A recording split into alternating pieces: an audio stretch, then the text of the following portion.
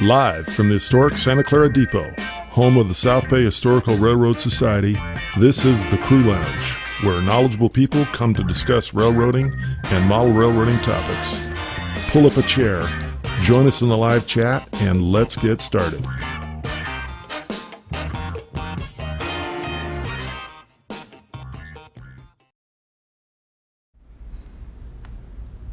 Well, ho, ho, ho, and welcome to the December edition of TSG Crew Lounge Live. I'm your host, John, as usual, and we have a sort of a different idea here today. We're doing an open discussion. So I have 4 friends at the table, and let's go to them now. Hi, I'm Eric Child. I live in Santa Cruz. I've known John for about 5 years now. I've known some of these people for shorter periods of time. You may have seen me. I usually hide whenever John's around, but you may have seen me on some of the videos of the Fern Creek and Western Railroad, which is at my house in Santa Cruz. And I'm here today to talk about toy trains, not models, toys. And also, maybe if we can get people to discuss a little bit about how we get more people into the hobby. It's a great thing. Over to you, Kevin. I'm Kevin Hill. I live in Hollister, California. You may have seen me on the San Benito Southern video on TSG or in the Toy Trains 101 videos. Well, I'm here to talk about toy trains today also, specifically American Flyer, and talk a little bit about why I do that. I'm Liam Hart. I've been on this before. You've probably seen me. I'm the operations superintendent at the Carquinez Model Railroad Society and also the local foreign steam eccentric. I'm here today because my discussion topic is what are you guys looking forward to, for events or, new announcements for models next year, and what did you enjoy this year event-wise and model this year? On to you, Gary. Hi, I'm Gary Perazzo. I'm from Sacramento, and I worked for the SP for 20 years, and I know a lot about a lot of different things, but don't know anything specific about anything. I've been a rail fan since I was 2 years old, and that's a long story because I actually remember.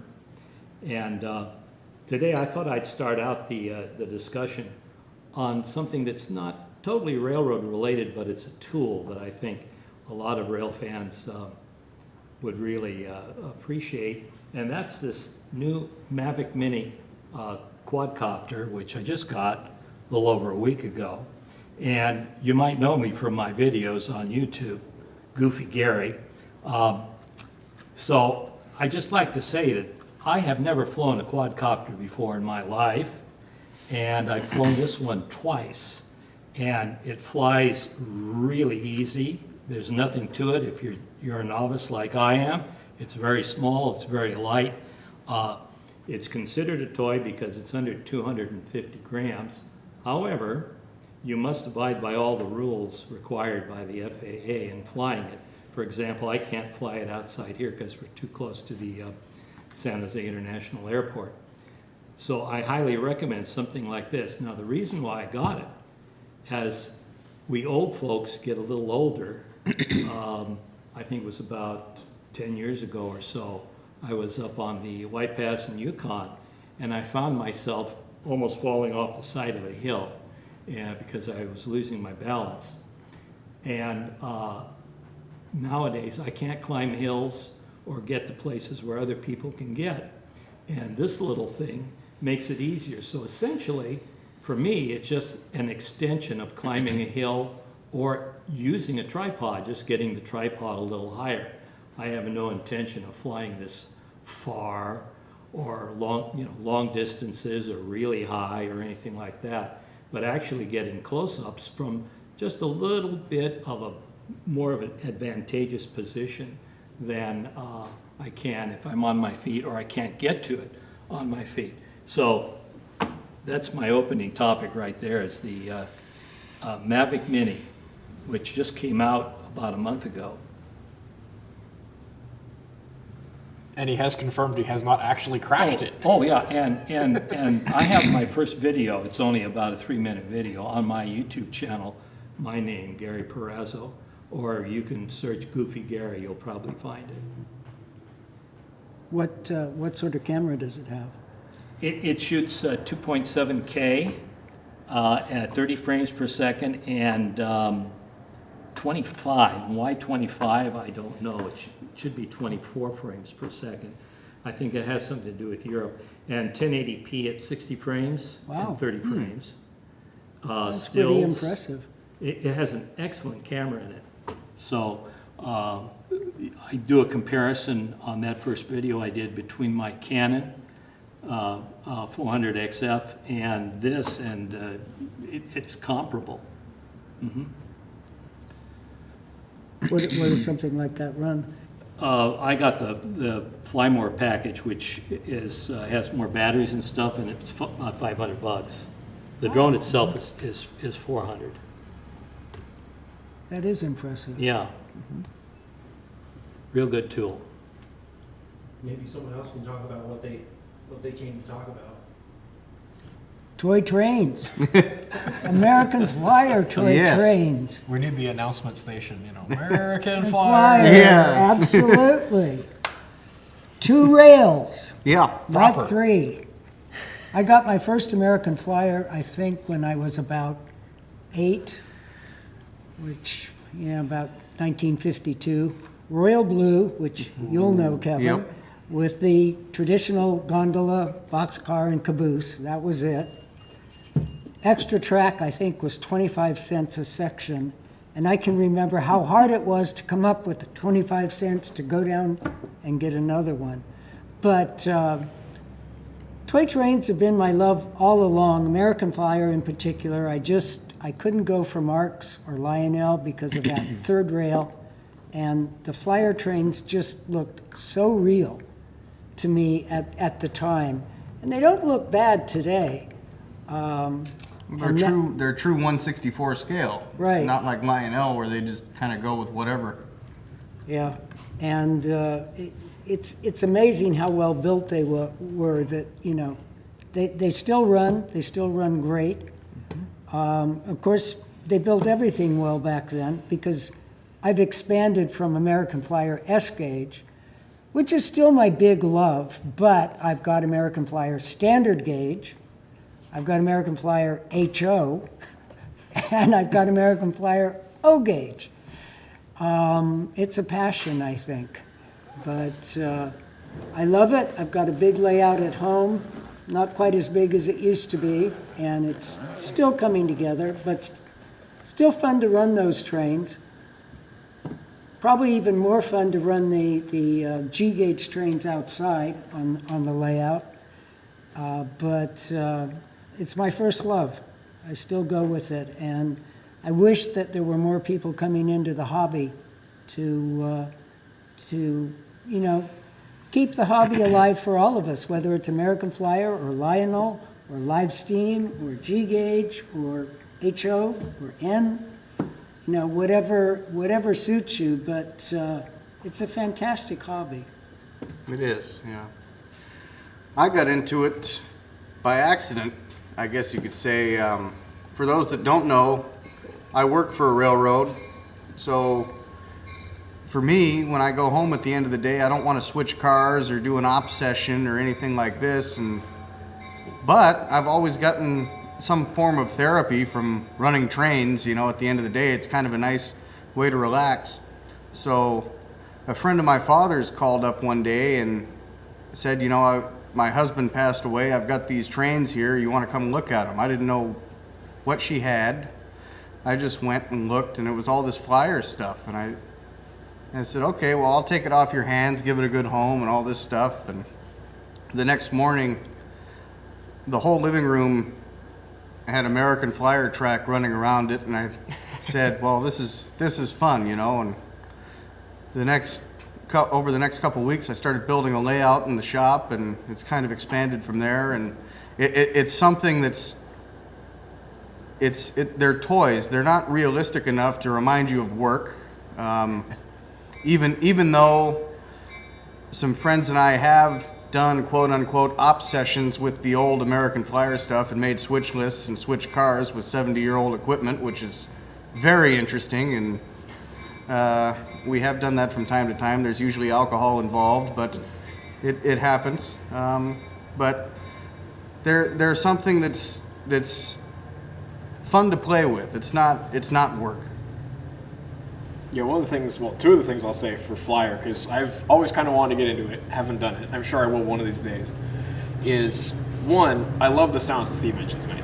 They have a great sound system for the time, you know. Yeah, Lionel, okay, you have the air whistle, but Flyer, you had that really nice chuff that even to this day, I mean, okay, yeah, you know, I can get a Genesis engine that sounds 100% accurate, but it just has that sound to it, and it's very accurate. And two, as the HO guy, I am jealous of your operating industries. Even if the Flyer milkman just chucks those milk cans out. But, you know, it's still cool to, you know, have the train pull up and load logs or, you know, throw milk cans halfway across the layout or vice versa, you know. So that's one thing that I really like about the toy train element. And, you know, I like to call myself a serious modeler. I'm not really. I did a bit of Lionel, modern stuff. But just, you know, like you were saying, is to kind of go into, it's, you know, with it being toy trains instead of a serious thing, you don't have to take it as realistically as you do. I know, because I love the real trains, but I'm not a modeler. I mean, it isn't in my DNA. But the Flyer trains, they look reasonably well. Oh, yeah, they look And there's some people that have really produced some beautiful 3/16 scale trains, you know, since Flyer. Yeah. So you can get some really nice things, but just to sit there and watch the stuff, and you said the milk car and the log cars and that. This guy took one of the cattle loaders. Yes. Which, you know, it's you know, Has like a little little corral. oval. It's got the cows going around over here, and then you can turn the ramp, and they go up and into the car, and then they can go back down. And this guy has his running so well. I mean, it's better than the old Flyer ads. I mean, you know, where it works perfectly. I don't know if I would say perfectly, but, you know, as perfect as it can be for a device that just operates from vibration. But so now you need to fix the Lionel barrel motor. Yeah, but and some of the greatest enjoyment I get out of it is taking an old locomotive that hasn't run in, you know, 40, 50 years and making it run like brand new. That's part of the fun of it for me, the satisfaction that I get out of that.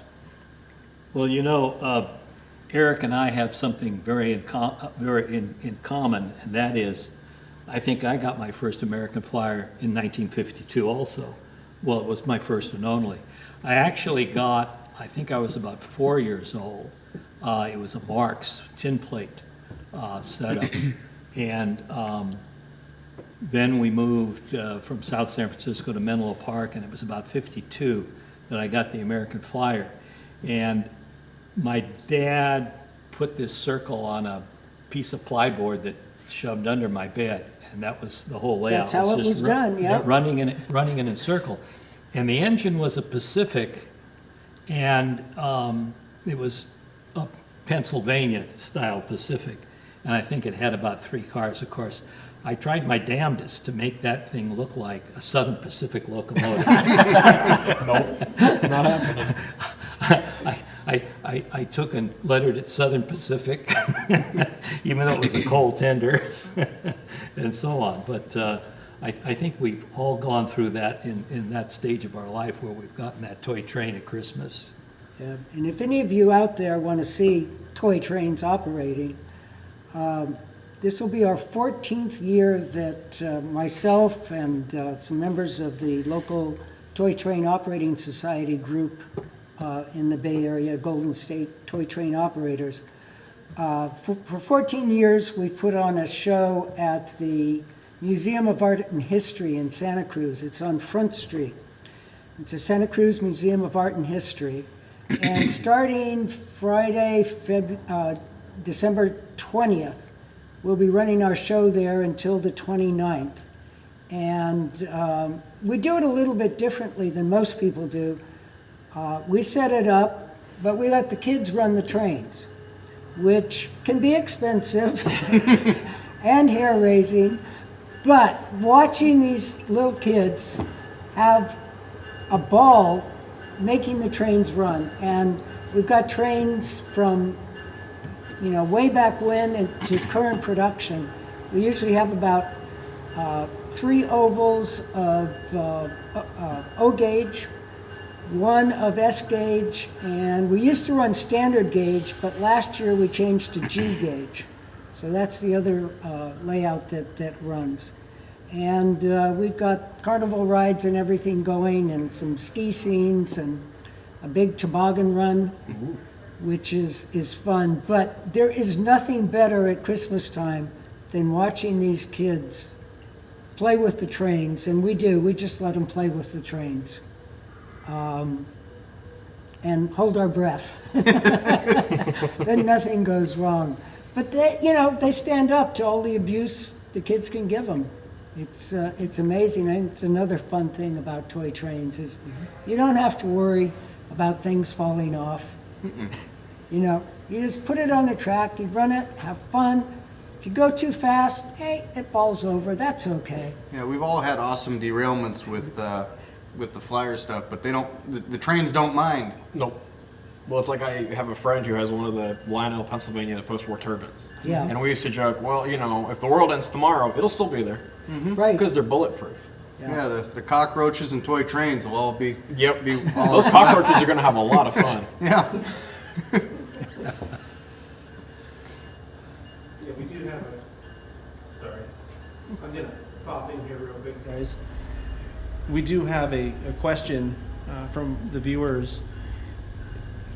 They want to know if you guys run trains on club layouts, or what's your experience with that kind of train. I know you were talking about toy trains, but this is just kind of a general question. I think they're trying to get to know you a little bit better. I can say yes, I do. Being the operations superintendent at Carquinez Mall Road Society, plug. I usually run. We do the ops, and I usually run on the layout. I want to say probably 3 or 4 times a month. And I don't have a home layout. I'm working on it, but I do not have a very big space. And I know that's a lot of people join clubs is they don't have that much space. But I run down there and I run Southern Pacific stuff. I run a little bit of California short line when I can find the equipment, and I run Mexican stuff. And that's compared to the toy train guys, that's my thing, is I like running, I don't like running mile-long HO freight trains. There are some people who love doing that. I just like running my little local and tootling up the Sierras and tootling back down and hoping I don't hit anything. So, that's kind of my little experience. And the Carquinez Club, we actually have one of the bigger club layouts in the Bay Area. And I'm not a speed demon or anything on the layout, but it takes me just one way about half an hour. So, I have fun with it.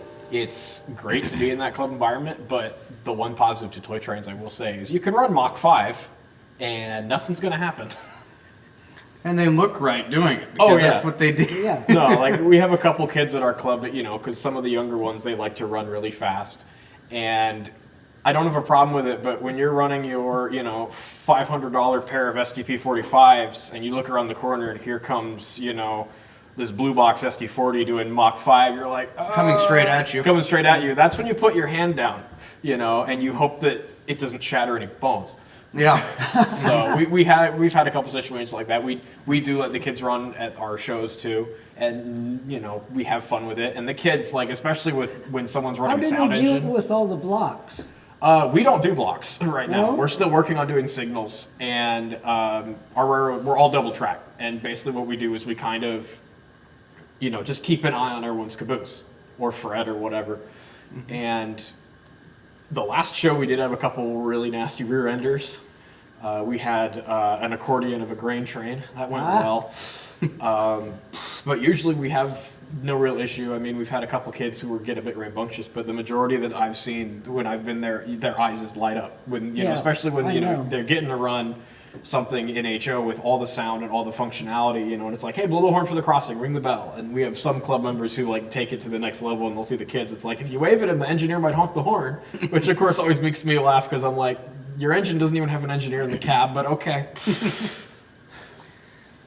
It all works. Oh yeah, and they're having fun, and they're the future of the hobby. So that's what I like to see.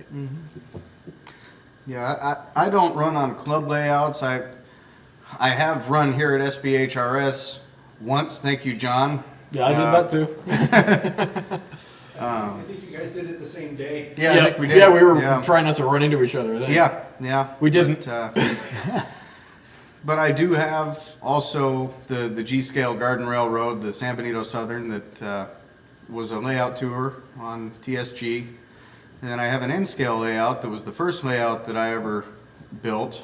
And I'm currently working on a 3-rail Markland European HO layout. So yeah, I'm all over the board. But you see, I'm trying to keep everything as far away from modern day American railroading as possible because that's work to me. So you need to layer them. You need to have the N scale on the bottom, and the G scale on top. I want to build one of those. I don't know if you've seen them, the Christmas trees that people have, where they start on the bottom with G scale and it goes all the way up to Z scale at the top. Oh yeah, no, I couldn't do that.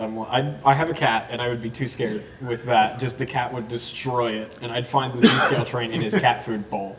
Or the litter box. Oh yeah. Cats and model trains do not work well together.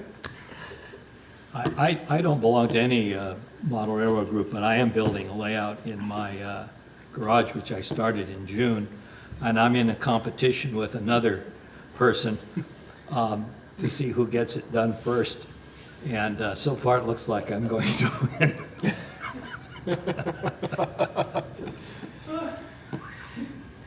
Yeah, I belong to the local Toy Train Operating Society, and we always used to have a layout permanent in one of the shopping malls, usually Valco, for the most part, but we moved around a little bit. And when Valco closed, we weren't able to find another place to run. So right now, we just, the guys are using something called Fast Track, a Lionel standard for portable modules. And they go around to various places and set those up. And then my big thing, as I said, is the Christmas show at the museum in Santa Cruz where we run. Then I have my S-gauge layout at home, and which is very impressive. I've seen that layout. Well, it's changed again. Has it? And of course, outside the G-gauge railroad that Trevor and Paul work on with me, and anyone else we can beg, borrow, or steal to come work on it, has taken over the front yard and the backyard and both side yards and the garage, and That's G-scale for you. I'm out of room. And the patio, right? The Y is on the patio now, yeah. The Y is on, yeah, the patio is full also. But it's a lot of fun, especially when we get a group over and, have 4 or 5 trains running on the layout all at once. That gets interesting. And of course, I always sit in the front because I'm the host and bitch because there's no train out front. Trevor, did you hear that? Well, you're lucky, Eric, because you have those young kids to help you. I know, that is a big help. I had a G-scale layout in my backyard, and I tore it out because it was just too hard every winter, And we thank you for all the track. And everything Trevor gets- found a home for it. Everything gets washed out in the winter, and then in the spring, you have to go back and retamp the track and getting down on your knees and fixing everything, and I was just getting, too tired of getting up and down, and it was getting difficult, so I tore the whole thing out, and now Eric has most of the stuff. Yeah, I dabbled in G-scale for a while, and it's actually kind of a funny story, is that when I was younger, we still lived in the Bay Area, and we couldn't have G-scale anywhere in the condominium complex. And so my mom said, hey, we're going to move to Arizona. When we move to Arizona, you can have your G-scale. Well, it's one of those things that a parent says just to shut their kid up. Yeah. Well, then, of course, the second we moved to Arizona, I say to Mom, so where's my G-scale set, Mom? So that's how young Liam got himself an LGB starter set with siding extra set from Just Trains in Concord ordered overnight from Concord to Arizona because our hobby shop was waiting for them to come over from Germany because this was when LGB was still making stuff in Germany. And that set, man, it went through a lot. It's still at home, but that engine is destroyed. But it really put into me that, I really like G-Scale, and if I had the money, I would do it. And I'd do some little obscure, South American narrow gauge railroad. But just one, up here, I don't have the space. Two, I always want to plow snow with it, which I can't do in Arizona.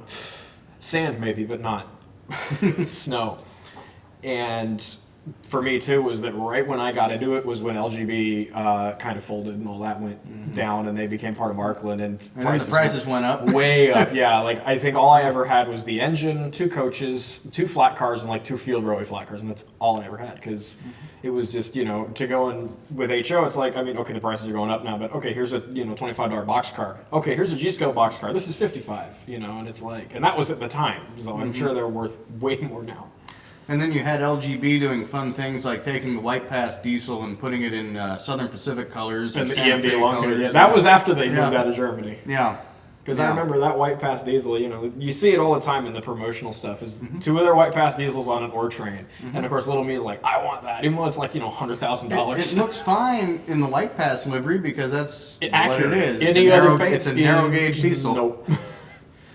But it was a fun experience with G-Scale, and I mean, I recommend it, especially for, either, because they've gotten a lot more, Bachmann does more starter sets now than they used to for the younger kids, and I said, if you're going to have a young kid who really wants to have a train set, and you don't want him breaking it, don't do HO, really don't do N, and do either Lionel, or, I know that Lionel started making flyer sets again, and then, do G, because G is just, G you can throw it across the room and it'll be fine. Same with Lionel. I wouldn't recommend trying that. But. Oh, I mean, I did. But I'm sure there are kids out there who will. Yeah. The trains usually survive. If you want the horror stories, go to a hobby shop after Christmas and see what shows up. Yeah, but with G-Scale, unfortunately, right now, the market's kind of dead. Yeah. Because there's nothing new coming out. No.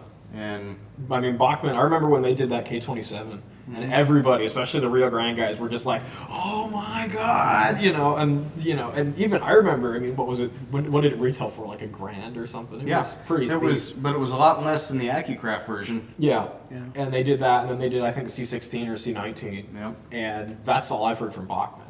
Yep. And then they just keep re-releasing that 460, and it's different. that Bachmann Annie, that thing will, it won't last, the end of the world, but there will be about 1 million of them when it goes up. Yeah. We got another question, if I could butt in here for a second. Go ahead. Okay with you guys? And I think it's kind of a funny question. Somebody typed in here, what comes after Lionel on American Flyer for kids, like between the ages of 8 to 14? Because you start off with Brio and Thomas and that wooden stuff or whatever, then you probably go into American Flyer / Lionel. The reason I said it's a funny question is because look at these guys, that they're still doing, a lot of these guys are still doing I know, they didn't get the memo. We didn't grow up. Don't recommend growing up. No, it's dumb. What do you think though about that comment? I think it is a legitimate question. So what comes next? Yeah, HO. let me put myself back on here so people can hear, because I think it's a legitimate question, and it kind of At what age range are we talking? Was it 8 I'm to talking 14? about after about 8, because here's the thing, and I think I don't know who this question was, it was handed to me, but I understand what they're saying, because every single model train that you get from your hobby shop, you know, the name brand one, like the Atherns and the Atlas, the models, not the toy trains, but the models, they all say ages 14 and up. Didn't when I was a kid. Well, they do now. They were 12 and up. I know what you're talking They're about. designed for kids 14 and up, like us. And so what happens between, you know, wooden trains to that? What about that Acela that you product Well, reviewed? that's why I said it's That's a kind good of example. it's kind of timely, because I just did a product spotlight on an Atlas Train Kids Acela, which you can look. It came out the day before yesterday. But I hope they expand on that range. Yeah, I want to throw this question back out to you guys, though, because I think it's an important question. What do you guys think should happen with, you know, kids models? Like, what should fill that gap? It depends on the kid. Yeah, that's because what I was- Absolutely. if the kid is mature enough, the age limit on the models doesn't really matter. You know what I mean? Right, that's right. Yeah, we have a kid at CMRS who's, I want to say, and I'm probably wrong because I'm really bad at guessing ages, but I want to say he's about 12. And the kid comes in and he's like, he loves the Missouri Pacific. He knows everything about the Missouri Pacific. And I pick on him because I don't like the Missouri Pacific. I'm not a good mentor. Anyway, but the kid is, you know. You're one of those guys. Oh, yeah. He's really knowledgeable, though. Like, you know, I run a bunch of the obscure Mexican stuff, and there's one type of locomotive I run called a Super 7 that's kind of a, you know, rebuild that was exclusive to Mexico. And I was running them at the club, and I said, you know, just, what are these? He said, Super 7s. And I look at him, I'm like, oh, you know these. Okay. So, you know, like Kevin was saying, it's, you know, depends on the age. Because there are some kids who are in that bracket where go ahead and get them HO. I mean, not get them Genesis stuff, but, you know, like the lower tier ready to run. Like, I think they do, like, Roundhouse now is like Athens' lowest tier. And they do, like, a starter set in that, I think. And even Bachman now is starting to make some really low tier, like, battery sets that can kind of be thrown around. Same with the Atlas set that John reviewed. And I really hope the Atlas extends that range and we get some more stuff. Because these, you know, I really like seeing these sets where it's like, okay, because when I was a kid, the only sets you got were the lifelike ones, which work about 6 months and then the engine blows up because it's like a slot car motor in like a locomotive. And the next level above that was Walters did some, and I think and Bachman did some. And the Bachman sets were dodgy, the lifelike sets were dodgy. So, you know, and everything above those two was you were worried about breaking it. So, you know, to see the companies doing these sets where it's like, well, it's not necessarily, you know, electric anymore. We've got batteries in it and it runs on a controller. I'm happy with that because it's getting these kids who are a little younger. It's like, hey, here's your first HO train. It actually runs on HO track, but it's not, you know, a ready to run model with sound. And the other one I'll add is Bachman does make an HO scale Thomas and Friends set. So, you know, they can go with that, which has sound now. But it does depend on, you know, what does the child like to do? You know, do they just like to run the trains and pretend? Do they like building a miniature city? Yeah, Lego does the sets too. Is there room in the garden for a small G-gauge set? And to be just bug your parents. No, don't do that. And you had kids like me that, you know, at 9, 10 years old were we used to have I guess it's still there. We have a model railroad club, very small one in Hollister, and at the time it was at the fairgrounds, and you had kids like me that would go out there and see somebody running on the layout a freight train, and they'd have an SP leader with like a CN trailer, and I'd be there telling the member that, hey, that's not right. You shouldn't be doing that. Oh, you were one of those. Yeah. That's okay. And I was too. I was just there, you know, little kid annoying the adult members. Yeah, or you could be like, my example is, you know, like when I was a kid, there's pictures of me at 4 reading a full Trains magazine and like the articles for it. And it's like, you know, and of course they told me that my reading level was really low, but whatever. But, you know, like basically it just depends on the kid. You know, you can anywhere from that Bachman Thomas, if they want to go that route, to I think they do, and is the roundhouse sets that Athearn does. And you get like an F unit and like 3 coaches, or like a Jeep and 3 like freight cars or something like that. Or to throw it back to our audience, you know, what do you think we could do to, you know, keep kids interested? Yeah. Well, it all has to do with the imagination of the kid. Yep. And how they want to involve themselves. You kind of have to feel it out, see how they're going. Now, in my case, I couldn't afford trains. I did have that American Flyer, and that's as far as it went. That's all that my parents could afford to get me. And I had a big imagination, and I wanted trains, but I couldn't afford any models. So I let my imagination take place, and I built my own trains out of paper. And I don't know if you can get in close on these, John. They don't look very real to today, but to me, they were as real as can be, and they're made out of index cards. And I used to take these things and pull them around on the carpet. And, you know, I was probably about 9 or 10 years old when we were making these things. And by the way, the carpet was pretty rough, so this is what they used to use in the 50s for calculators. Instead of on rolls, it was just flat paper. So I made my own railroad tracks, and I used to pull them along on the railroad tracks. This is the forerunner, I guess, to Thomas the Tank Engine.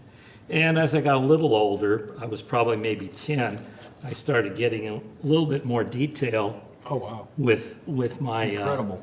engines made out of paper, but this was, I think this is TT scale. I think I made this to something I saw in Model Railroader. It's TT scale. That would have been about the right time, yeah. Yeah, this was like about 53, 54. And of course, I never could afford any running gear framed for the thing, and it never got painted black. But there's a whole bunch of stuff in here. I haven't even gone through the box. I just pulled this out yesterday of all these paper trains. So the fact that I couldn't afford any model trains, I made my own, and they were so real. And of course, I used to ride the Peninsula commute trains all the times as a kid going up to my grandparents' place. And I used to, our train would be pulled by a mountain sometimes, and I'd get there and I'd get out the index cards and I'd start building my 4300 MT4, or whatever it was. Or the train masters had just come into town and I was building the train masters and so on and so forth. So all these things have been sitting in this shoebox for the last 60 years, going through the heat of the summer in the attic and the cold of the winter, and they have fared fairly well. But so, as I say, it's all up to the kid and his imagination as to what really will take place. Exactly, yeah. And I have another story coming up later on rail fanning in those period, but I won't talk about that yet. Yeah, I can add to the imagination because I kind of did something similar when I was a kid.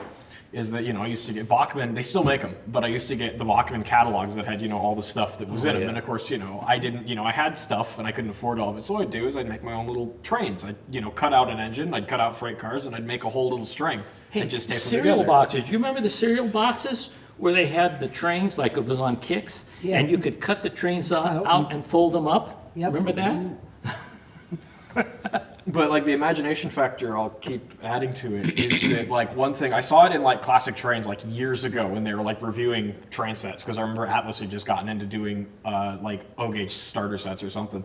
And they said, the best thing to have in a starter set is you have the engine, obviously, but a gondola, so you have an open car for the kid to do, haul whatever, and then a box car, which they called kind of like an imagination car, because, the kid can make up whatever in the box car. It could be candy canes, it could be anything, anything goes in a box car.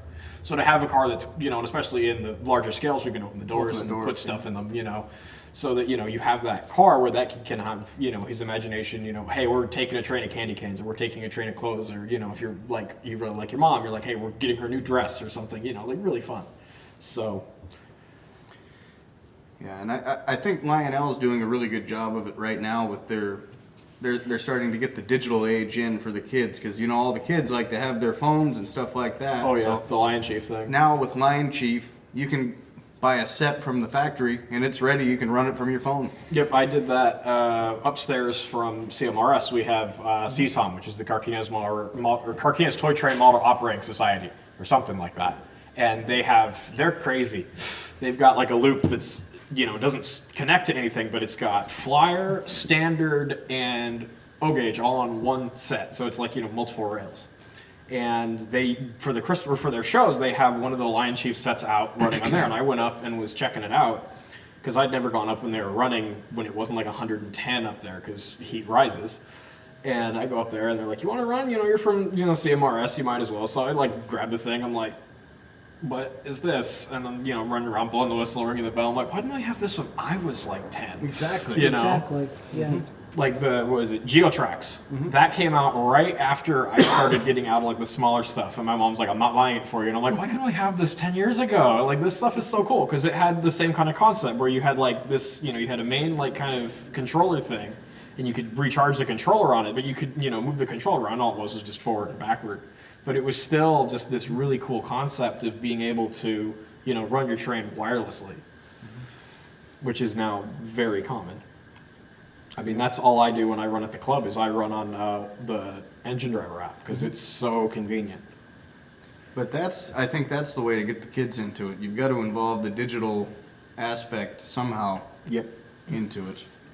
You'd be amazed how many kids, when I'm running trains on the phone, come up and go, "Wow, you're running it on your phone?" I'm like, "Yeah." When we first started doing the Christmas show in Santa Cruz, Lionel had come out with what they called TMCC, which wasn't wireless, but you did have a remote, and then there was all this equipment behind it, and lots of buttons.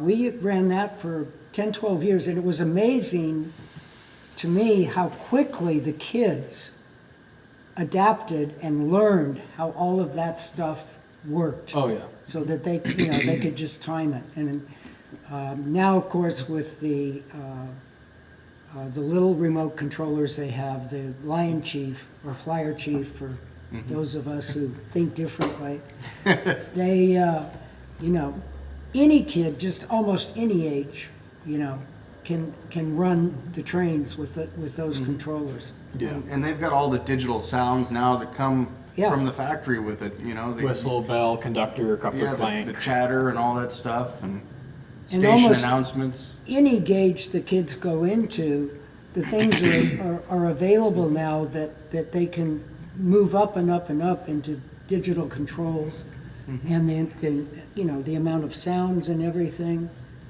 I think the latest soundboard Trevor got for one of our engines in G gauge, and I don't know, 120 different horns Oh yeah, or whistles. Oh, it's come.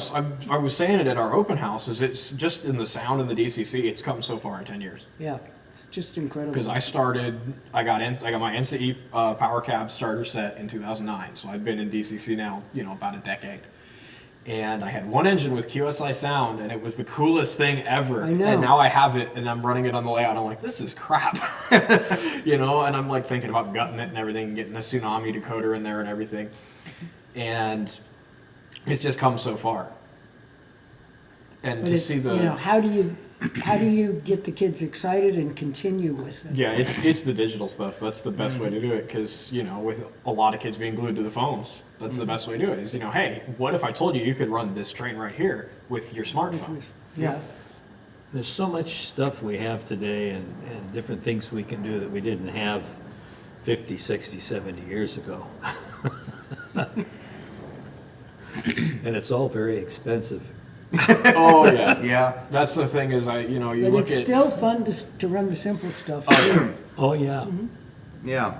but it's always funny when I talk to the parents and they're asking about getting an engine for their kids and I say DCC and sound if you want to get one because that's really the way to go now. I mean it's okay to start with the DCC loop, but even the DC loop, but even some of the starter engines now are coming with quick plug ready.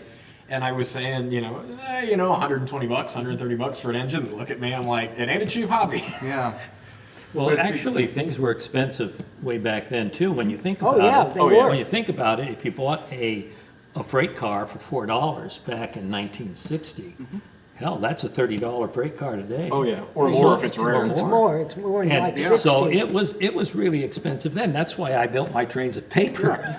Yeah, if you look at the old Flyer catalogs, the K5, the Pacific, that was like $50 in Right, 1950 right. And now So- you can get a junker for like what, 75? for about for more than it costs new, but Yeah.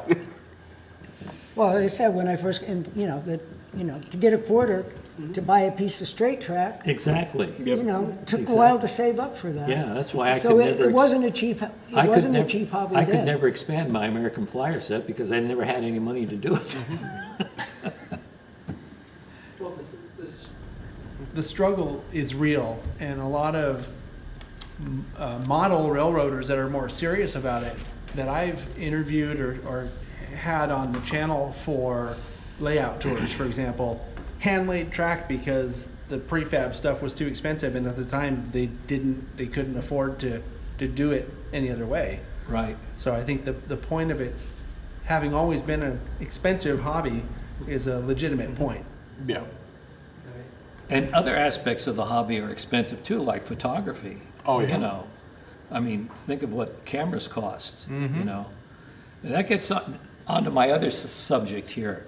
I could never afford a camera as a kid, but I used to get on my bicycle when I was about 12 years old in Menlo Park and ride down to the railroad tracks and watch the commute fleet go by.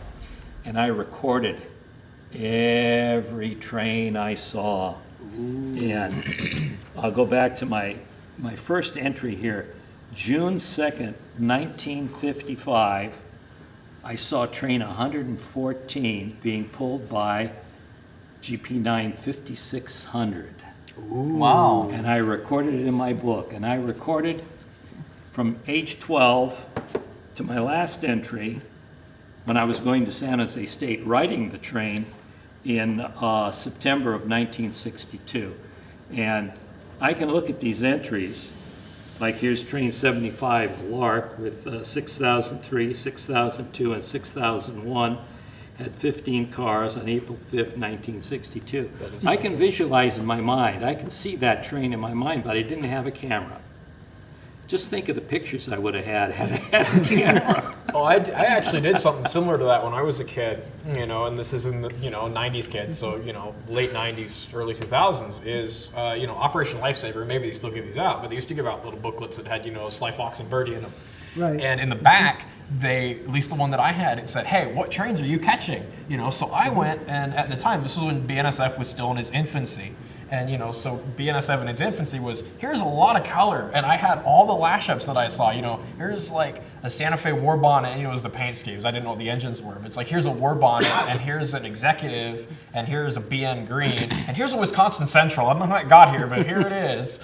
And just all this stuff, and I lost it, so I have no clue where it is, but I still remember. I mean, that's one of my memories from that book, is we were going to Martinez, and when you're on the 4, it goes under the BNSF, or the Santa Fe. I will call it the Santa Fe until I die. It's not the BNSF to me. Going out, and here goes this Z train out of town, and it's got a brand new, looked brand new, Dash 8 on it, on war bonnet, no patch yet, and a Wisconsin Central SD45. And at the time, that was like the only engine I knew was SD45s, and I've always loved them since, because that was the first time I saw one, and I was like, look how brutish it looks, it's so cool. And that's always been my thing, is 20-cylinder diesels since then, because of this one random SD45 from Wisconsin that showed up in the Bay Area. So you must love the F-125. No. Not enough cylinders. There's another question, if I can. Were you guys? I didn't mean to interrupt. But No, I was just going to mention that Gary's system here is still very big in the UK today. They Oh, call yeah. it train spotting. Oh, yeah. Spotting. Yeah. And they made whole books of it. That's just like, here's all the classes are in service, underscore them. Like Michael Palin did that. By the way, his books I for it. entered all of this data into a database several years ago. So it's available. The thing that's a little disappointing about that is your handwriting at age 12 is better than mine at 29. So Oh, it's better than mine too, don't worry. that's something else that's becoming a lost art, right? Writing with pencils and pens. Yes. So people are asking a question, and I'm not sure what the purpose of the question is, but it's kind of an interesting one, which is, would any of you that run on a home layout consider letting kids run trains on your layout using their phones? Now, I already know the answer for you, Eric, because you already do let kids run trains at the garden open houses.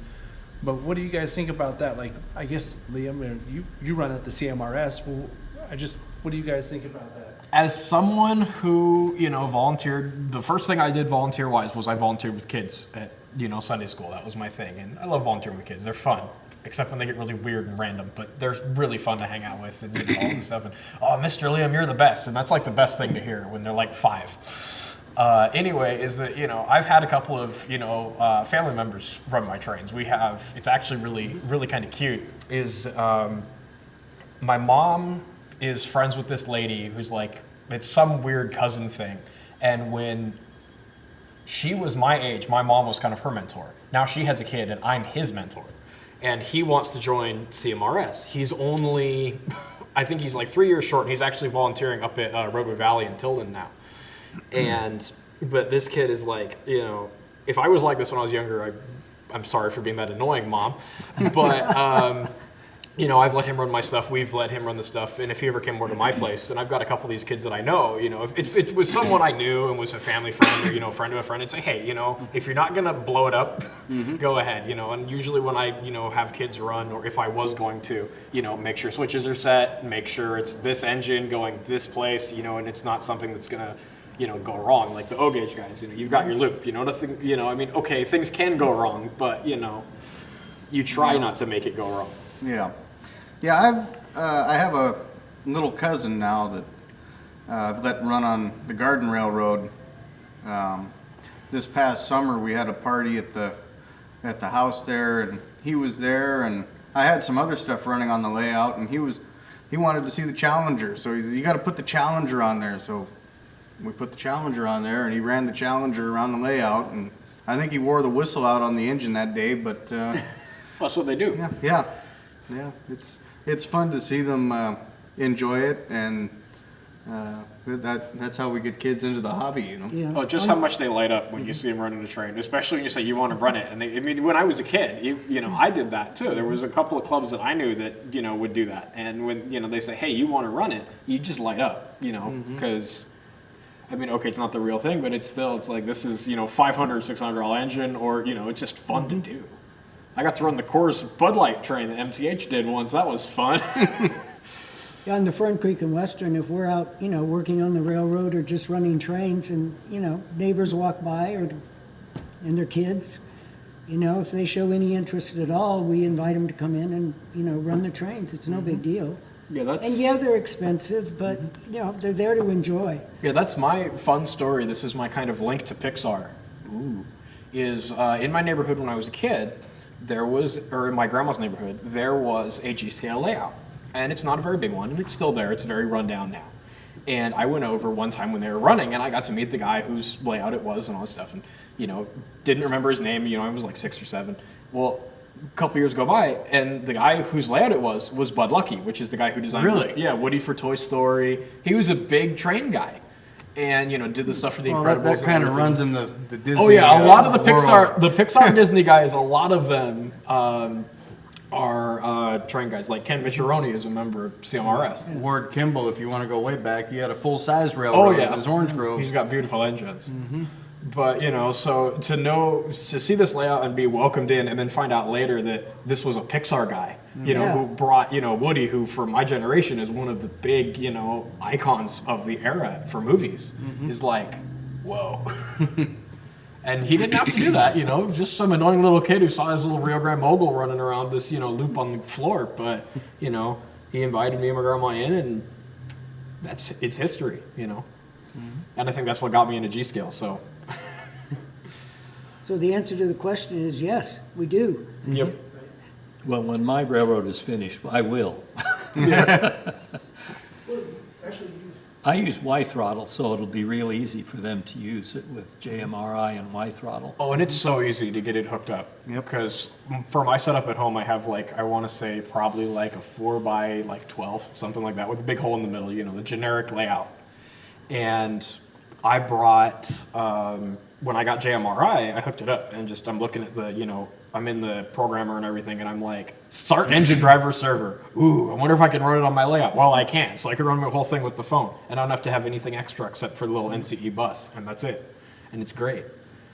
Yep, that's what I use on the Garden Railroad now too. And Except when the computer has a fart, and then the train's like, Yeah. bye! that's happened at a few of our open houses before. John, I think you were there for that. Yeah, I don't remember the exact instance that you're talking about, but we've had a lot of fun times at your Garden Railroad. As a matter of fact, this last year at the open house, I think that was the first time we've ever had an open house where everything ran flawlessly all day without a single derailment or hiccup. It's never happened before. And now it's never going to happen again. It'll never happen again. Yeah. Well, if you didn't have cameras running, it didn't happen. We did. You had cameras running? Not TSG cameras, but Oh, it the didn't phone happen. cameras. Yeah. That's what I was thinking. John wasn't there, that's why it worked. John was there. Oh, he was, so maybe that's why it worked. You got to go to the next one. Yeah, I was there for part of it anyway, right? Yeah. Someone, I was handed another paper here that's not really a question per se, but a lot of people are talking in the live chat about virtual train games. Oh, That's a whole nother thing. I'm Yeah. good at this one. Simulators, do you- I'm very good at this one. Okay. So I've been in the train simulator world since, and I'm pretty sure this is Shelly. So hi, Shelly. Anyway, I've been in the train simulator world since about 2004. I got Microsoft Train Simulator, and back then that game was awesome. the best. Now you look at it now and you're like, that Dash 9 looks so bad. Yep. But basically, right now there are, I want to say, 3 main simulators. You have Microsoft Train Simulator, which which is kind of the dinosaur. They still make stuff for it. I still like it. And a lot of people still like it, and I do too. And the amount of content for it, because it's been around since 2004 now, is immense. If even like for me, being the foreign guy, I can get just about anything I want in that game. So next to that, you have Trains with the Z, Trains Railroad Simulator. And that one's gone through a couple versions. Right now, it's on like Trains 2019 or something like that, and Trains A New Era, which I stick with Trains A New Era, so I don't know about 2019. And that one, it was developed as more of a model railroad simulator, and they've really come full circle with that lately, which I actually really love, is that they've set it up so you can have in your virtual world, it's like a layout. You've got baseboards and everything, and you can, there's scenery props where you can make it be like there's a roof over and there's like a big door and all that stuff. So it's like you're in a layout. And it's always been a model railroad simulator. They tried to make it more of a train simulator, but the engine just doesn't do it. And then on the far end of the spectrum, you've got Run 8, which is one of my, I can't say it's a favorite, but Run 8, Kevin would hate it because it's a little too realistic. It's very realistic. It's like working, except not at work. And you're in GVOs all day. Yeah.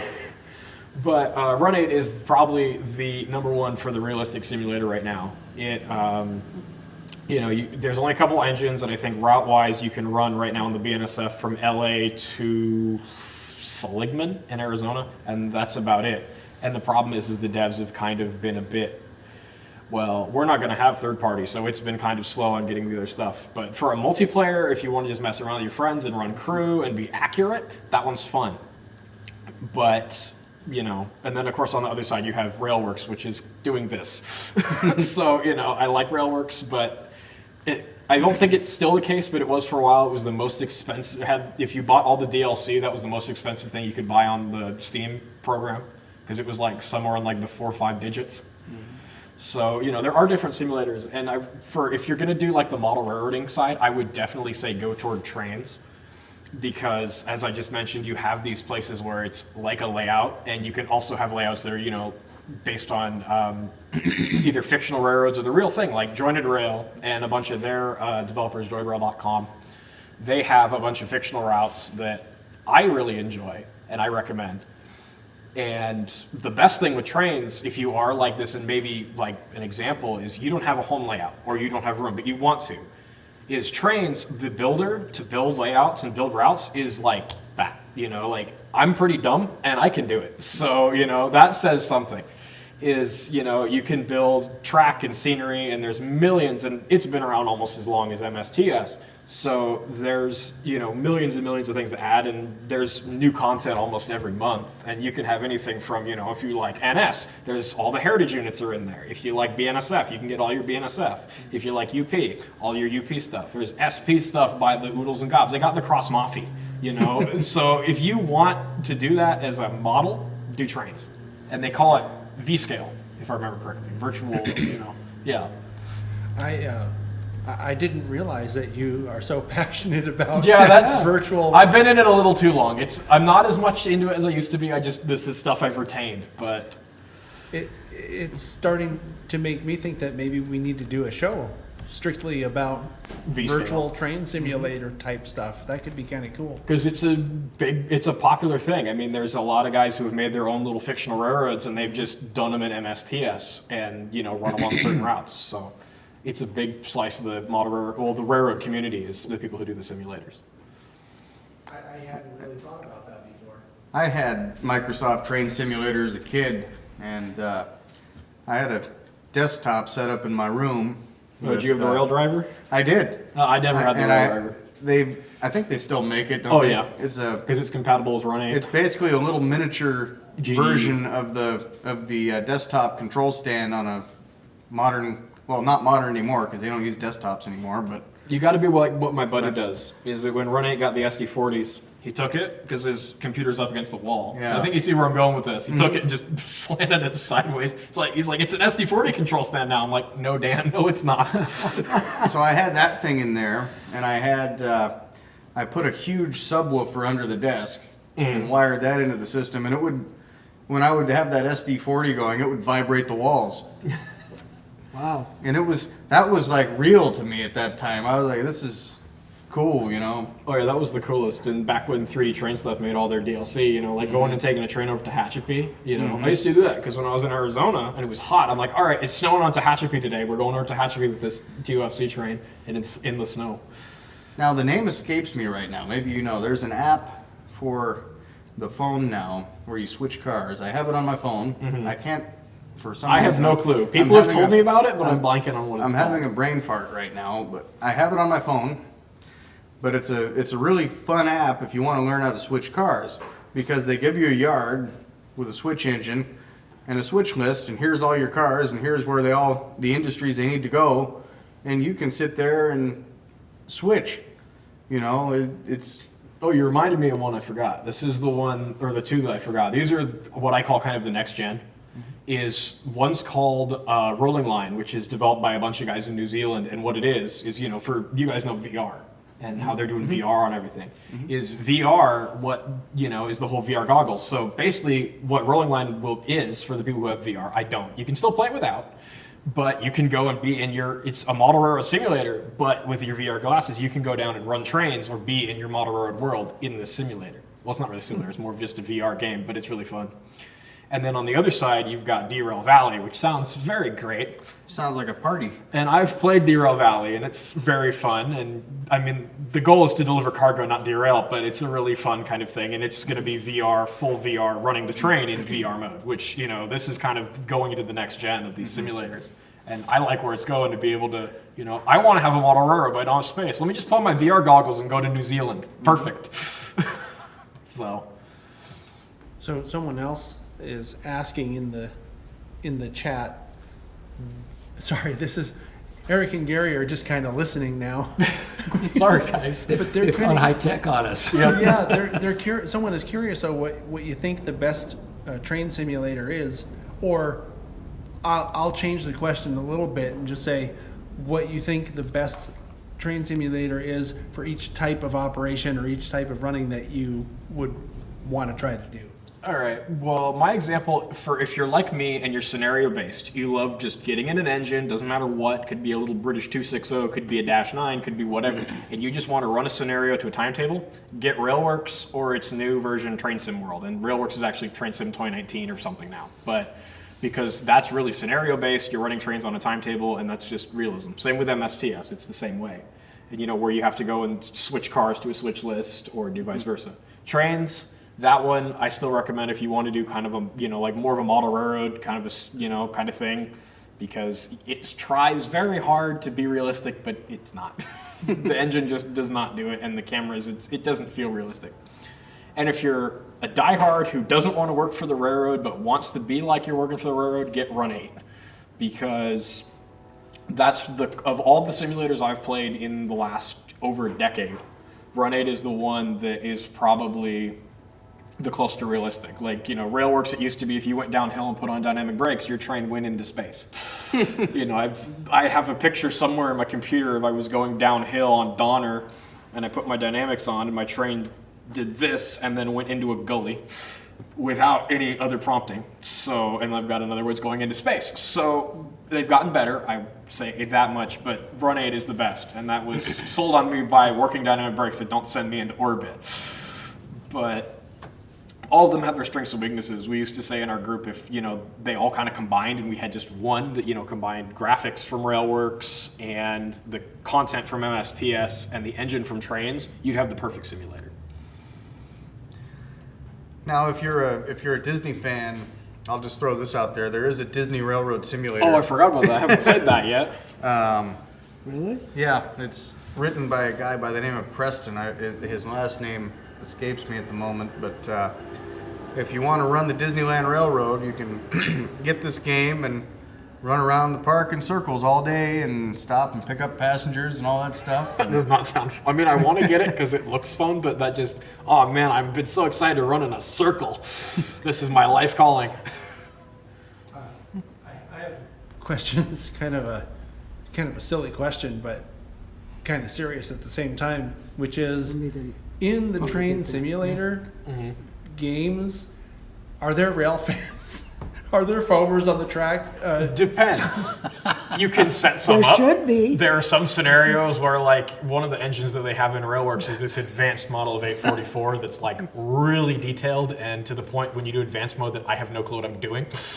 And, you know, sometimes the scenarios have a million foamers at the crossing, and I don't whistle for them. And there are simulator foamers too. They post videos up on YouTube of like run-bys of the simulations. Oh, yeah. And that's one thing that Run 8 does, because all the other ones, you know, when you hop in, you're in the engine. That's it. You know, Run 8, you hop in, you're a little dude. You're a really creepy looking little dude, but you're a little dude. And, you know, what we used to do... Well, that's me in real life anyway. Just the little mustache and all the hi-fi. But what we do, and some of us used to do when the servers were more busy, is we used to railfan. You know, we'd go and, okay, yeah, at the time it was only UP and BNSF GEVOs, which, variety. But, you know, we'd go, because it was just a Hatchapee, and we'd go watch trains go on the Hatchapee for a little bit. So, yeah, there'd be foamers, and, you know, when it was all of us as a group, we'd go and, you know, we'd give a couple toots on the horn for each other, and, you know. Then we meet each other in trains, we always go a bit crazy on the horn, but, you know. You know, that's funny because I surf YouTube a lot looking for train videos. And I'm surfing around looking at these train videos.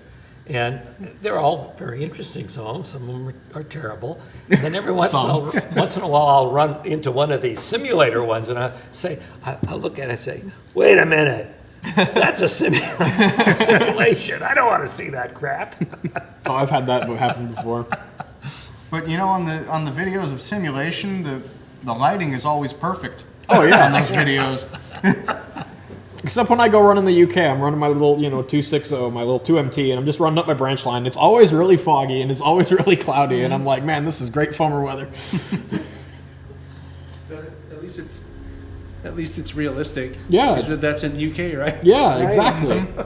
Sand on constantly. Make sure there's tea in the cab somewhere. Yeah. Oh yeah. Gotta have Somebody, a tea kettle. somebody's asking, and this is really an open-ended question. It's about 5:10 right now, and the food should arrive fairly soon. So we should I start didn't know thinking there was about food. Yeah, start thinking about winding down a little bit. But I think this is a really great open-ended question that someone asked, which is, and I guess everybody can take a shot at this one, which is, what's your favorite part of the hobby? Now, they didn't specify which specific hobby, because you could talk about prototype rail fanning as a hobby too. Oh, fishing is fun. And I'm going to turn off the phone microphone because the train's pulling in, and let you guys answer the question. So what's fishing the is really fun. favorite aspect of the hobby, right? I keep starting it, so I'll leave it to you. I do what I love for a living, so that's I don't know if that constitutes my favorite part of the hobby, but I get to do it every day. And it's, they say if you love what you do, you never work a day in your life. I think that's really true. So I'd say a couple of things, because my hobby is both the model railroading and I call it railroad photography. I don't call myself a foamer. I'm too smart for that. But, one is the people that I've met over the years just doing this stuff, because, this group of people, that I've met through TSG or through Marty or vice versa, it's a really nice group of people. And yeah, there's a couple people in some other groups I know that are a bit, but for the most part, I have fun. The camaraderie, especially, when we're out chasing trains or, vice versa, where it's just we're just hanging out. We're just, like any other person, it's just we're chasing trains. We're not in a football game. sometimes corrupting young minds and That happens all the time. Anyway. Yeah. And with the model railroading, it's just running trains. I've gotten a little more into it at CMRS this year because we finally started on the branch line, so I can go HON3 mad and go South American crazy. And they taught me how to cut rail and do all this stuff and do ties and do ballast, and I didn't blow my eye out yet cutting rail, so I'm doing something right. sound effects are really realistic. They are. But the hobby in the photography side, I've gotten to the point where I love the photography, and but I've learned take a step back sometimes. Like I did Railtown 1897 this year, and they had a doubleheader with 3 and 28, and I went up there because I was doing it for a film contract with a group that I'm working with, and I had 2 cameras and a video camera, and then the video camera got knocked over by one of my buddies, and the battery thing busted on the back of it, so I didn't have a video camera for half the day, and I was actually really happy because I'm like, you know what, then I'm not having one eye through this lens and one eye through the camera. I can enjoy what's going on, and I got some really good shots because I was enjoying it instead of just, you know, looking at it as 100% work. Well, I'd say that up until the 1990s, Class 1 railroads were interesting, but once everything turned yellow or turned orange, I got disinterested because everything started looking alike, and I've kind of turned my interest more toward short lines. Really like steam. Steam is my favorite. Oh, yeah. I'd like to do video, and every once in a while, I'll go to an event, like say it's in Niles Canyon or something, and I'm saying, I'm just gonna enjoy watching the trains, and I'm not gonna do any video. And then all of a sudden I start getting anxiety that I have to set up the camera and do video. Now, unlike John is a perfectionist. He likes everything to come out perfect, so any video event that he does, you might see 6 months later. Mine is film at 11. Yep. And I get that same anxiety too if you're not going to film it. You know, after a while you have to put the camera out there and film it because, especially with steam locomotives, you have to treat it like it's the last time that engine's ever going to run because it might be. You know? Yeah, I don't have that anxiety anymore. I used to. But now I'd just rather, if it's the real thing, I'd rather just sit back and enjoy it. I try to, Write but I it, can't. You know, watch it, just enjoy it. Well, I guess that can It's kind all of stored segue. up here. I guess that can kind of segue into, you know, what did you guys enjoy doing this year? You know, I'll let you guys go first because mine are like 3. But I think that kind of goes back to what, you know, my beginning when I saw so many things. I did all my watching early in life. Now I'm doing the photography, you know, so that's it. So go ahead. Yeah, so as I was saying, but, you know, let's segue into, you know, what did you guys enjoy doing this year event-wise? You know, because there was a lot in California this year. Oh, well, we went to Utah. Well, you guys don't count. Go play with your 4014. We don't count. I went and chased 4014 in Southern California. Am I the only one who didn't? I was like Jason Clover Ford during you guys all doing that. Yeah. I'll tell you, nobody was out there. Nobody. Well, that's because we were all chasing the big engine. Yeah, I know. There were 2 of us. Yeah, but that was an incredible experience for the first time ever being to Cajon Pass, for it to be with the big boy. That was awesome. You've never been to Cajon? I'd never been to Cajon before that. Yeah. So, yeah, that was really neat. We're getting a lot more trains today. I don't know what's going on, but we usually don't. 49ers. They're running extras for the 49er game? Could be. That's gotta be. I don't know. No, that is what it is. I bet. There was a 49ers game today, and that should have ended about an hour ago. Well, So yeah, all it should these be trains- just about over now. Yeah, all these trains running through here must Right. be extras running. For that. Yeah. Well, didn't you say the one you came in on? Yeah, that was. That had a 12 deadhead. Yeah, I came down on a. I usually come down to these on the Capitol Corridor. It's great service. Use it. Anyway, is usually they run 4 or 5 cars. My train today was 12 because they're running a extra set for the 49er game to get back up to SAC. Yeah, I don't know if the Raiders have had a home game or not. They did too. I do not want to be on that train either. Yeah, so maybe both games. Yeah. So mine this year, I have a couple, is number one, first and foremost, was seeing Sierra 28 and Sierra 3 together in Steam for the Right. first time. That was good, because too. I hadn't, you know, I'd seen the Pentrex video from the 90s and knew, you know, when I moved to Arizona, 3 running again was really bleak. You know, we were still at a point where we couldn't do the lap steam boilers, and they didn't have the funding. And then all of a sudden, you know, Clint Eastwood comes forward and he says, train. And I'm like, okay, so we'll see that running. Well, then that was when 28 went down. And I'm like, okay. And I went and saw 3, and I figured that was it. Well, then a friend of mine came out for the narrow gauge convention and said, you know, they're going to doublehead for the convention, right? And I said, they are? It's like, yeah, they're going to doublehead. So I went up there, and got up there, bright and early, like everyone says, so you can see them come out of the roundhouse, and that was just the best thing, is I walked up to the door, and I just see the two of them just sitting there in the roundhouse, both in steam, and went out, and then watching them. And my favorite part of the day was the engineer on 28 that day was one of the people that I love on steam, who just lays on the whistle and does not care. And so 3 spin on the table and 28's going down to the engine house, and he let everybody in Jamestown know they were running a steam engine that day because he laid on it, did the full crossing sequence and everything. And I got a picture of him when 3 ran around right in front of the depot, and I posted the picture, and I said, I never thought I'd see this in my lifetime. And I recommend it. If you've never been to Railtown, go, because it is an amazing piece of It's history. an amazing place, yeah. I think my best time this year was when we did the live steam on the Fern Creek and West That Fern. was a fun time. I should have come down. Oh, yeah, that was It great. Really, great group of people, and I mean, we had 10 or 12? We had 10 live 10 live steamers that day. Yeah, all running. Yeah, as a matter of fact, there is a TSG video about that Really? day. Yeah, you don't say. Yeah. I didn't Plug. know that. 75% of our panel, 80% if you count me, were there. It was a lot of fun. It Next was time a you lot do of that, fun. let me know, because Yeah. I definitely want to come down to that. I think it's going to be an annual thing now. I think that's what Trevor was saying. It'd be a road trip for me. Well, but it it'll was be so worth We it. should good. do it I- a couple of times. It was Yeah. so We really great. should. It was so great. I stationed one of my steam locomotives there. Yeah. It's And it housed runs there better now. Yeah, It does. It's happy. yeah. I know that when I put out the video, I think I called it the first annual live steam. So It has to be annual now. Yep. Yep. Yeah. So I'm going to ask another question. I don't know. Did you guys get enough? What was your favorite?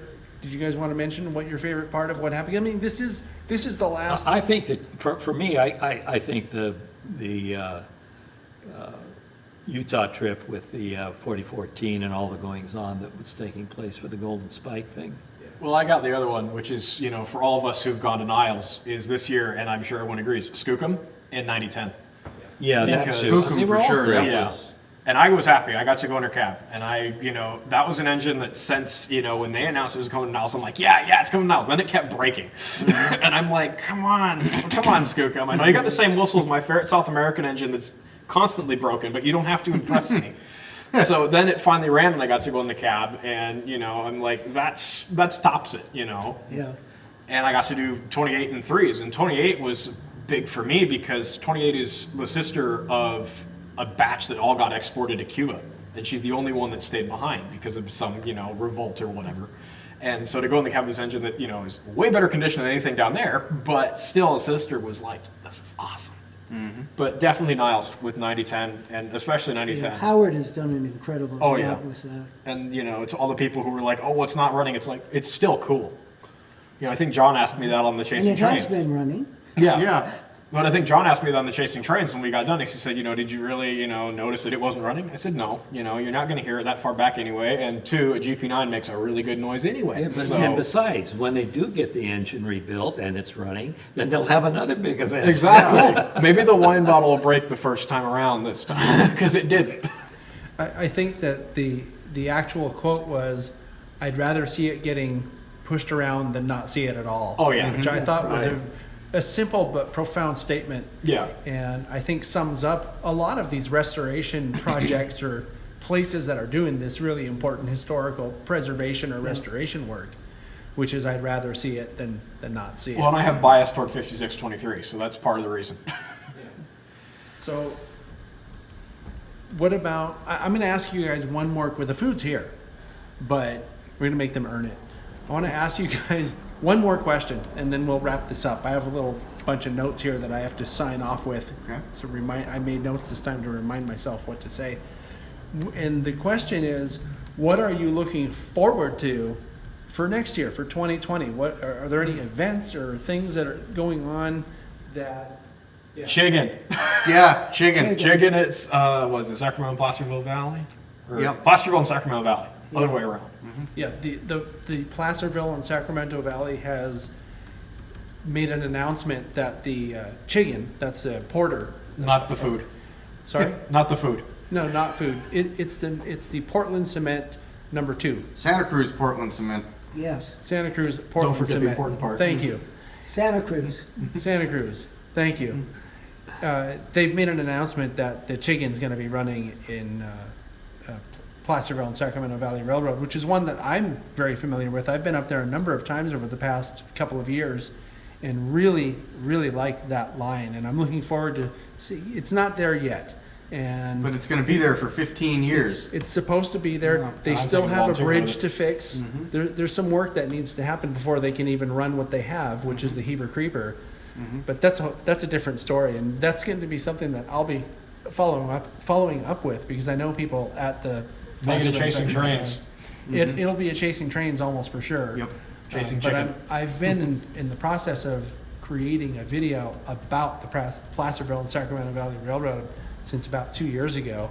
And one of the things we were waiting for was because they didn't announce which one it was, but there was a rumor that I knew was true because I know people there, that they were going to bring something steam to operate.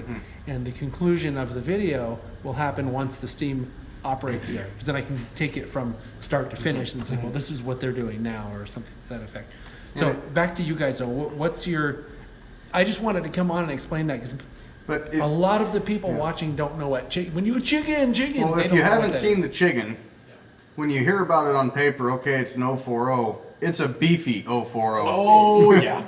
Yeah. Because it was built to switch cement cars. Yeah. You need to be beefy to do that. Because basically the story with this engine was it was built as a porter, and it was the reason It everyone was the calls first of the new the new porters. Yeah. And the reason that we call it chicken, to make it short, is it was when it was done being used, it went to a chicken restaurant in Pollardville, which is I think off the 99 or something like that. Yeah, it's over in the valley. Chicken kitchen. Yeah, Chicken Kitchen. So when Seth Pappas bought it, that's kind of been the nickname. It's now the Chicken, and if you see pictures of it, it has a little rubberneck chicken hanging out in the front coupler, which by the end of the day looks pretty depressing from coupling into stuff. And it's a tough little engine. I saw it when they brought it to Niles for Steam Fest, and they double-headed with Mason County 7, which is 262T, which you'd think is bigger. No. Well, It's massive. when it was in Santa Cruz, they were switching around the yard at Roaring Camp, and they went to pull one of the CF7s out with it, and they forgot to cut the brakes out on the CF7, so it was dragging this dead CF7 with all the brakes locked up on it. I know you were there for that. Bam, bam. Yeah, that was impressive. What are you looking forward to, Gary, for this? Oh, I think Besides probably finishing your layout. finishing my layout. I was planning to go to Great Britain for a month. I think I'm going to put that off for a year. That's a through train. I think I'm going to put off that trip to England a year and just work on the model railroad layout. And whatever else comes along, whatever chains we can trace.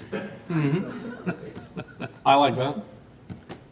Did you mention, Eric, what you're looking forward to this year? Chicken. Yeah. Oh, so you're on board. We're the Chicken Club. The Chicken Gang. We need to get jackets. Yeah. They And make- of course, the latest remodel of the Fern Creek and Western. Yeah. So in case you're wondering, that's something else. You mentioned, Eric alluded to it earlier, that he has the Fern Creek and Western at his house. And it's one of my favorite stories, and a story that I've told to a lot of people, the story of how Eric met Trevor and Paul, who also work on the Garden Railroad. When they were just little kids, he met them at the Museum of, actually, we should plug the Museum of Art and History in Santa Cruz again. Let me put the camera back on you, Eric, and talk about that one more time. Well, actually, the first time I think I saw Trevor, and I didn't know who Trevor was, but there was this little blonde kid. And he was running G-gauge trains up by where he lives now. Half mile down from where he was, there was a layout that the owner was a Baggers, Bay Area Garden Railway Society member. And it was their annual open houses, and I went to see the layout, and I found out later that was Trevor who was there running trains.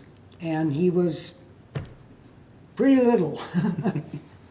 But 14 years ago, when we first had a toy train show at the Museum of Art and History, Paul Nolan, who's a friend of Trevor's and also works on the Fern Creek and Western, was one of the people who came to the show there, and we met him. He showed a lot of interest and helped us with it and everything.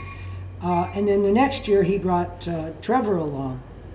And so they were with us several years with, at the Christmas show, but also,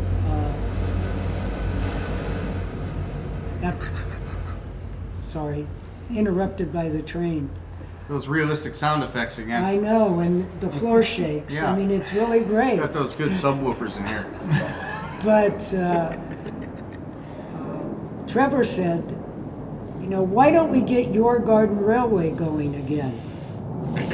And that was the start of the Fern Creek and Western, because I had previously had a garden railway, and I'd sort of got, bored with it and got tired of keeping it up and everything. So that was the start of the Fern Creek and Western. Paul and Trevor came over, and we started planning and putting the thing back together. And every year there's been a major revision. I think this is our 6th year that's coming up with the Fern Creek and Western. As for the train show, which brought us all together at the Museum of Art and History in Santa Cruz, it's on Front Street, and we'll be opening Friday the 20th and running through the 29th. We won't be there Christmas Day, but we'll be there every other day. We're open 10 to 5, except Saturdays when it's 10 to 3. And it is a great show. We've got lots of door prizes. We're raffling off a Thomas set. The kids run the trains. We occasionally let an adult run the trains. Even, if you've got that train sitting up in your attic and you want to bring it down, we'll take a look at it. If we can get it running, we'll let you run it. We want everyone to have a great time. It's a great show.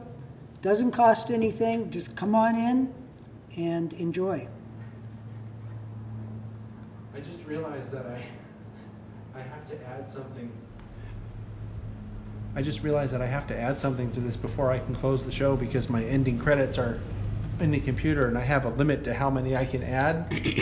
So someone else talk for about a minute while I figure out how to add the closing credits. So, if we've learned anything from Liam, don't model Mexico. Yeah, please continue. Please continue. Just don't do it. It's fun, but getting passenger trains done, no. Well, don't you have to put little figures on the roof and stuff like that? No. We're more civilized than that. Okay. It's the goats you got to find to get inside the train. Right, yeah. I've joked with a couple of people about getting. I have a heavyweight, which is second class, and I've joked with a couple of people about getting one of the Tsunami sound car chips and putting like sheep or goat, in it. But I'd also like to say our local train group, Golden State Toy Train Operators, if you go to our website, gstto.org, we always have a listing there of all of the, shows that are coming up, where trains will be, running, where people will be selling things. You could be buying things. But don't tell me that. Isn't S West down here this year? Or is it in Southern California? There's an S show here each right. year, yeah. Okay, yeah. With the O-Scale West. That's right, There's yeah. S-Scale West, the same thing.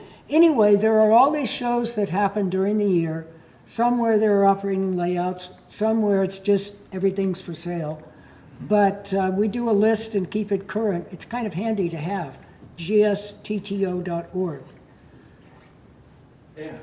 And I saw the thumbs up, so now we're going to see credits. And closing words. Closing Over words. to you, John. Thank you. Closing words first. I got the credits up now. Here, let me just get it ready so I can do this right. So I have my notes here. First of all, thanks to you guys. Thank you very much. I appreciate Our your pleasure. taking Yeah, the Thanks time, for having us. Yeah. taking the time to come down here during the holidays and no less. And Gary's all the way out from Sacramento, and Eric's all the way out from actually everyone's all the way out from someplace And today. Amtrak was late. Yeah, right?